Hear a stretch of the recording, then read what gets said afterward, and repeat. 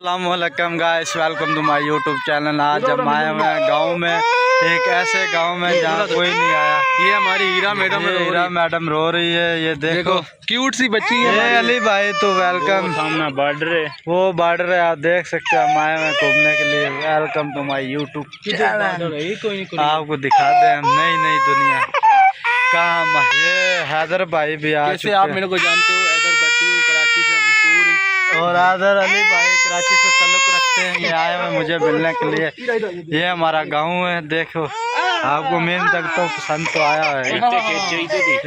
यारी भाई शूट करा रहे हैं, देखो किस तरह करा रहे हैं, वो भी आपको मिल जाएगा सर रेस्टोरेंट में। में हम आए हुए, देखो टुल्ली का वो, अगर आपको नजर आ रहा है तो मैं आपको दूसरी तरफ दिखा। टुल्ली का पानी लगाने वाला देखो, वो नीचे मोटर फिट की है, वो नजर तो आ रहा होगा। ये मैं खड़ा हूँ, देखो।